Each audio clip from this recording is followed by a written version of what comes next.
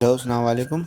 तो आज की वीडियो में आपको रियल एंड कॉम्प्लेक्स नंबर के बारे में बताऊंगा और एक्सरसाइज 1.2 सॉल्व कराता हूं। तो चलते हैं अभी 2.1 सॉरी। तो पहले क्वेश्चन की तरफ चलते हैं। तो क्वेश्चन क्या है, identify which of the following are rational and irrational number. तो पहले आपको बोर्ड की तरफ ले आता हूँ, बताता हूँ ये इरेशनल रैशनल क्या होता है। अच्छा, तो आपके सामने अभी मैंने दो नंबर लिखे हैं दो जगह पे। तो जो आपको ऊपर ये चीज़ नज़र आ रही है ना, ये है रैशनल। रैशनल का मतलब ये है, दो दो वर्ड्स हैं, टर्मिनेटिंग और रिकरिंग। टर्मिनेटिंग का मतलब है कि जो रुक जाए, मतलब कंटिन्यू ना हो। जैसे कि आपको दिख रहा है 1.23, उसके बाद आगे कुछ भी नहीं है, मतलब रुक गया ये, तो इसका मतलब ये टर्मिनेटिंग है और ये आपका रैशनल नंबर है। और दूसरी बात क्या है, टर्मिनेटिंग और कह रहा एक और वर्ड होता है रिकरिंग।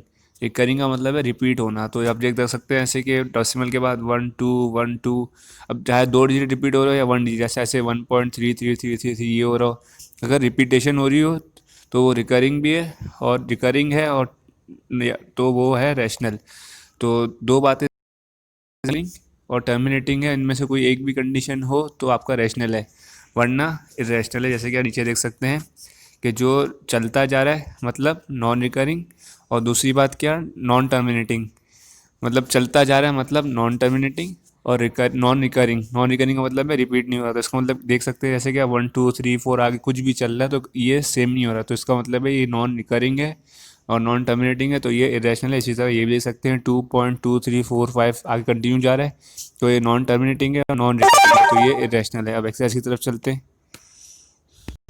तो स्टार्टिंग में तो सिर्फ सिंपल डिवीजन की हुई है, जैसे कि 70/25 को डेसिमल फॉर्म में कन्वर्ट किया, जैसे आप देख सकते हैं 0.68।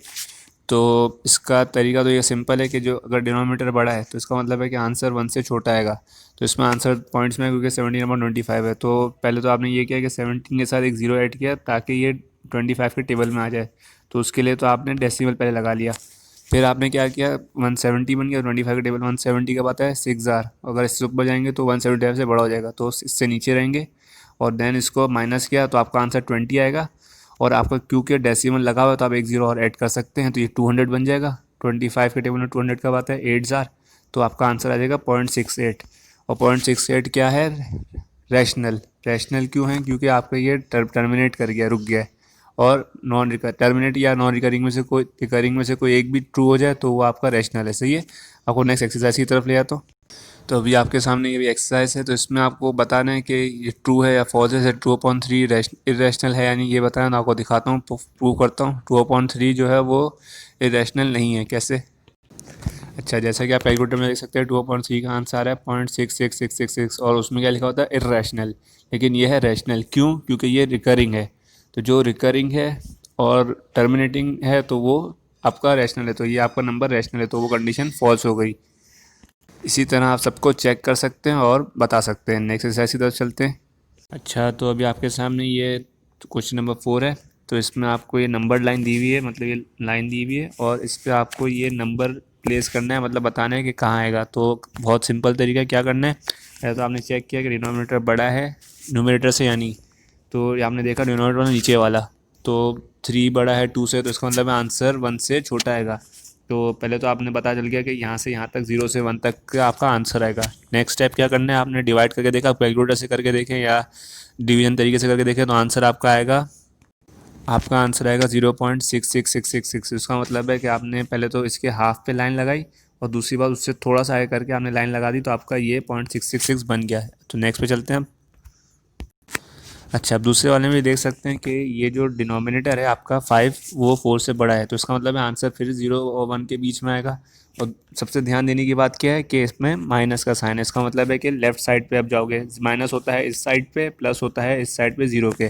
ठीक है, तो आप लेफ्ट साइड पे चले गए और फिर आपने 4/5 कैलकुलेटर पे किया, तो आपका कैलकुलेटर में आंसर आता है 0.8। तो आपने 0 से यहाँ तक 0.8 काउंट किया, मतलब 8 पॉइंट काउंट किया, और 8वें पॉइंट पे आपने ये लगा दिया। सही है। अब नेक्स्ट पे चलते हैं। अच्छा, अब नेक्स्ट जो है वो होल नंबर है, तो आप 4 देखें ये वाला।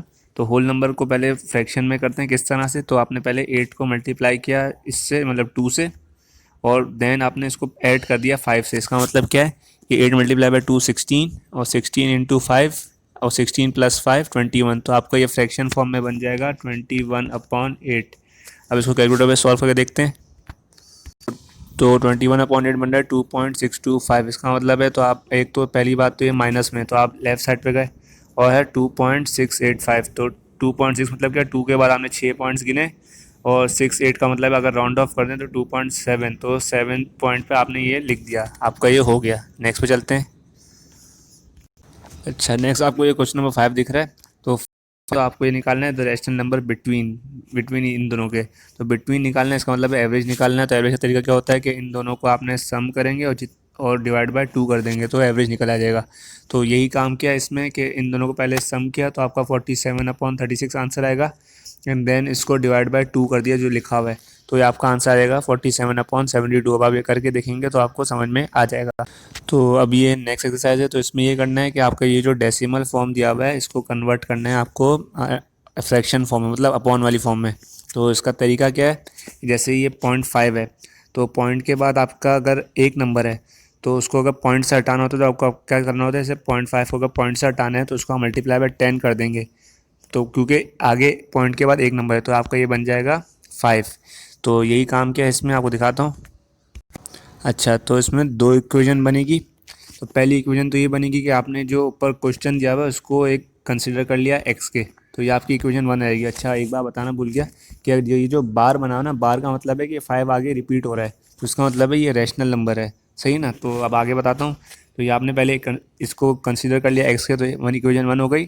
अब मैंने आपको जो ऊपर तरीका होता है ना कि मल्टीप्लाई बाय 10 करते हैं ताकि ये 0.0 पॉइंट की फॉर्म से हट जाए, तो मल्टीप्लाई बाय 10 किया तो ये आपका 5.5555 बन गया और ये आपकी इक्वेशन 2 बन गई।